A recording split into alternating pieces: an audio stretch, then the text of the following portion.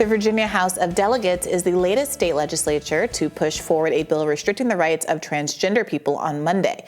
The bill in question would block transgender women from competing in women's sports in the state's schools at any level, including interscholastic, intercollegiate, intramural, and club athletic teams. The bill, however, does not put any restrictions on participation by transgender men. Delegate Karen Greenhall spearheaded the bill and said, quote, "The purpose of House Bill 1387 is to protect our girls and our young women from being forced to compete against biological males." 2 days ago, former President Donald Trump vowed to continue fighting against trans rights should he take the White House back in 2024. Here he is speaking at a rally in South Carolina over the weekend. We're going to defeat the cult of gender ideology and reaffirm that God created two genders called men and women. We're not going to allow men to play in women's sports. And by so doing, you know what happens. We're going to save the dignity of women, and we're going to save women's sports itself. It's ridiculous. I don't know. Look, Aaron Reed, who's been on this program, has pointed out that there are over 260 anti-trans bills moving around the United States right now, some of which are especially draconian, banning things like wearing drag at all, which is, it's not clear what that means about, you know, your ability to dress up as Khaleesi on Halloween or my ability to go as Peter Pan. By you meant me. That was directed at yes, me. Yes, you dressing up as Khaleesi, me as Peter Pan. I mean, these are things that a ban on drag would prohibit, and historically these kinds of bans on drag have been used to basically criminalize the gay community more broadly. If you can't stick them with a specific crime, you make things like that criminalize, things that aren't like specifically necessarily saying it's illegal to be gay, but have a broader effect of policing various communities. And it seems to me, when you see the remarks like that from Donald Trump, Ron DeSantis made similar remarks, I believe it was yesterday, it's hard to imagine what this approach is all about, given the relative disinterest among Americans in this issue in terms of their political priorities, other than a desperate attempt for Republicans to say, talk about anything other than the lack of substantive provisions for people's material needs in this country. We're not offering anything other than book bans on gender-related school materials and prohibitions against gender-affirming care for the small handful of trans kids that may or may not live in your state. So we're talking about a wide swath of policies here, many of which, at the end of the day, I would agree with you, are ridiculous, criminalizing adults in drag, anyone in drag. Honestly, who cares? And explicitly violates the First Amendment. I don't have much interest in, again, policing gender-affirming care for adults. I leave that to individual families and doctors to make those decisions. I don't really think it's anyone else's business. I don't think the state should criminalize it. That seems like a draconian overreach. I agree with you. This category, what Virginia is aiming at here, I think you would concede is a more, or at least has some kind of substantive concern behind it. Maybe you don't agree. Well, you can make an argument about professional level, collegiate level sports. Does it make competition unfair for cis women competing against trans women? You know, are there rules in place that make it so that trans women have to be at a certain point in their transition that makes it like legitimately equal? And these debates are ongoing. What I don't think, where I think that this is also similarly an overreach, is that this bans competition at any level. Like intramural sports. Like, have you never been on an intramural team with members of the opposite sex? I played t-ball as a little kid with boys and girls alike, as like a 5-year-old, as like a 7-year-old. I played intramural sports in school and in college with people of all different genders. What is the age at which this kicks in? All ages? It says at any level. Kindergarten through 12th. That's ridiculous. Yeah. You can't play. Little Giants as a movie is canceled by Republicans because they just fundamentally would allow that little girl to play on the team. Sorry, well, but those teams, I don't know if that would apply. If teams are co-ed, I don't know that it applies to them. The issue is having trans women on female teams is, I think, the language. So I think like a track team through 6th grade or 8th grade is probably co-ed.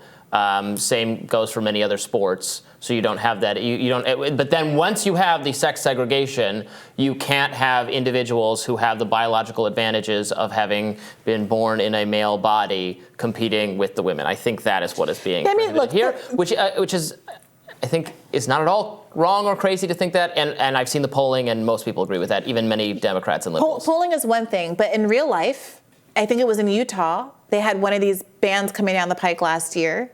It implicated exactly one child. And when the community saw that it meant that this one little girl was going to have to play on a boys' team, everyone looked at this and said, this is absurd. Why are we doing this? And stopped it. Like, in real life, there is some 11-year-old who presents as a girl, who identifies as a girl, who you want to go and make play on the boys' team. There's not that many. Yeah, there's not that many. Yeah. And yet we're doing 200, how many laws did I say, percolating through the court system right now, violating civil liberties because of what? And in real life, when communities are faced with the reality of what they're forcing kids to do, this is not, Federer being forced to play against the Williams sisters. Like, this is not that level of competition. These are all people who are crappy at their sports because they're just playing for fun. Well, no. I don't agree with that at all. High school athletics can be, is very important. It's very competitive for a lot of the people involved in it. It can lead to college and college scholarships and all sorts of things. It's important. And yet this law is overly broad and isn't limited to competitive athletics. It's not. It's by, I didn't write it. The first place is over. Like, in an ideal world, we could just leave this up to common sense and schools and to make the best choices. But there was guidance the other way from the Obama administration and the Biden administration on forcing this to be the case under the auspices of Title IX. So they're trying to correct some of this and say that. Well, if they want to do an advisory letter, the way that Obama did an advisory letter asking people to comply, they can do that. But they are passing laws, over 200 laws across the United States of America, to prevent people from living their lives the way they want to live. So look, if the Republican Party wants to say we're not going to talk about material economic issues, we're not going to support policies that will lower the price of gas at the pump, we're not going to talk about policies that would break up big ag and their ability to do price hikes and extract rent fees for you. You can talk about multiple things. On eggs. No, you can't talk about multiple things. Republicans know that, and that's exactly why they want us talking about this. So look, if the voters of America make a choice that the number one issue that they want to vote on, the thing that is motivating them to go to the polls and vote for Republicans, is whether or not a trans kid, who knows if they've even ever met a trans kid in their entire life, but for some trans kid somewhere not to compete on a team, God bless. Probably you have a law percolating through your state that's going to give you an opportunity to vote on that metric. And so stupid, and it doesn't matter at all, then why do you care that the law exists? It was only going to affect one person in the state. Because it's immoral, and because you have to protect the rights of minorities in this country. That's the whole point of America, that you don't run ramshot over human beings because there's just only a few of them. That's why. So I think it's immoral. It's wrong for people to be doing this. But from the people who don't care about it, that don't share my moral worldview, I'm making a different argument. That they're being intentionally distracted by something that they think is important to them. Okay, that's fine. It's wrong to say that trans women can't wrestle on the women's team. I think it's wrong to say. That's fundamentally wrong.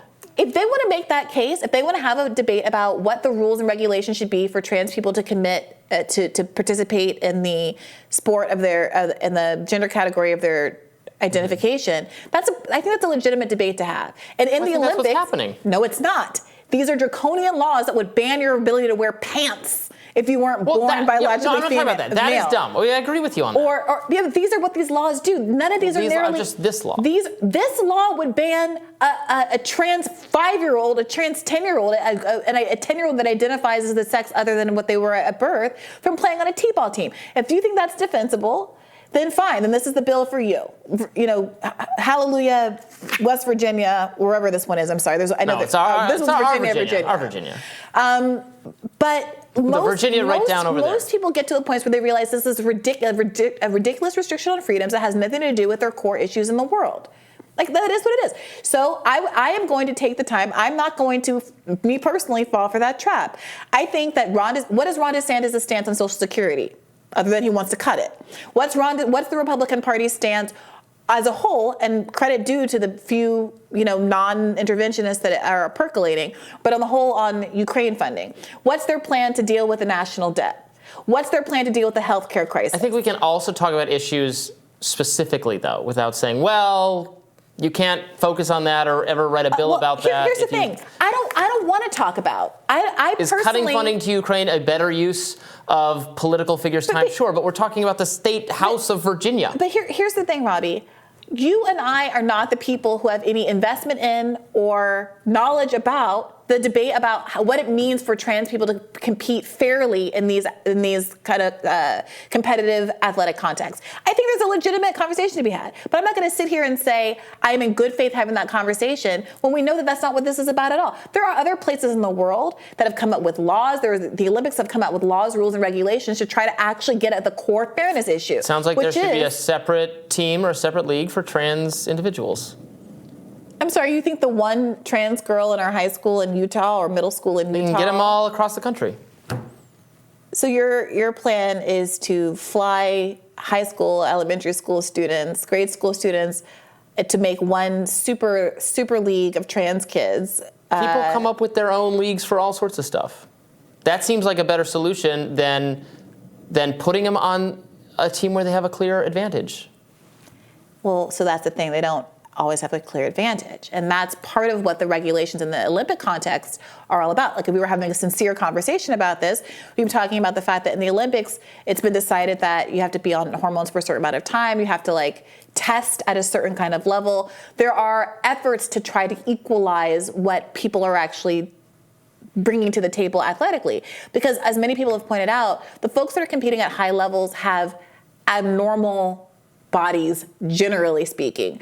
They're weirdly tall. They have extra ribs like Michael Phelps. They are able to compete at that level because they're not like the rest of us. And it is a more delicate, nuanced conversation about what it means for these things to be actually fair than exist in the real world. And you were saying we're not talking at that level. We're talking at the level of ordinary ability where this could be a massive advantage. Well, at the level of ordinary ability and where it's not especially competitive, I don't think it's an issue. If we're talking about people competing for college scholarships, people competing for titles in their state, I think it's perfectly legitimate to say, okay, look, maybe the people at schools who are recruiting and doing ranking systems have an asterisk or a caveat that accounts for the fact that there are people competing at different types of levels. The Biden administration's interpretation of Title IX will have something to say about that. Look, I think that I dare them to do that. I think that part of the problem... Brace yourself for the federal civil rights investigation based on that.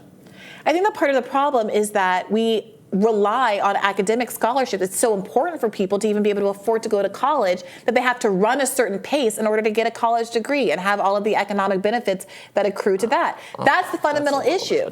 And it's not a different conversation. It's over and over and over again the same conversation. Are we talking about military recruiting? Are we talking about poverty? Over and over again, the core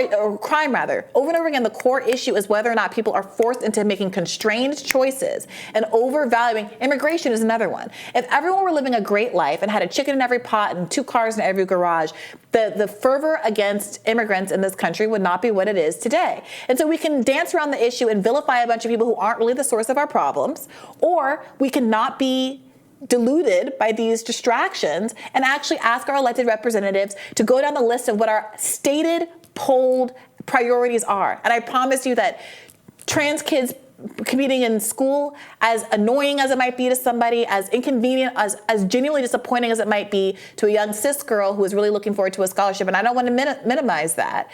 When you look at what the American priorities are, that isn't on there anywhere. And so people have to ask why. They're being identity politics, the way that Democrats identity politics voters for so long, and to caring about what the party seems to be about superficially without delivering for anything materially. Is it the case that political figures should prioritize other issues or wrongly prioritize issues? Yes, of course. Is this the case that this is the top issue for every voter in America? No, of course not. It's nowhere near the top for any voters in America. Right, but they spent a little time, read a little bill to address something that 70% of people feel this way about. It's 80% of people, including most Democrats. It's not a little bit. It's 260 bills many of which are going to be unconstitutional and waste a lot of taxpayer money. Well, we can go through them. I might be against 254 of them. And the two major presidential candidates for the Republican Party are both made speeches in the last 2 days specifically zeroing in on this issue.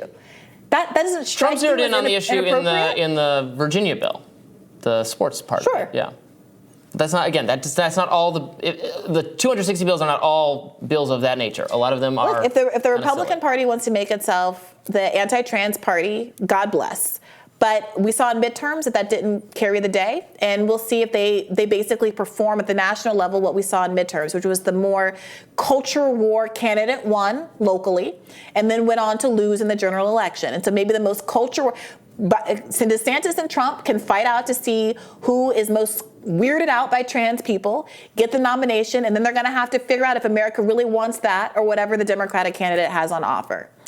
I don't think most people think you're a culture warrior if you agree with this bill or have expressed the same concerns in this specific bill. It's about choosing to make this your entire identity. Okay, well, I agree. We're going back and forth. Don't make it your entire identity. I don't think this is an example of that necessarily, but agree to disagree. We'll have more Rising right after this.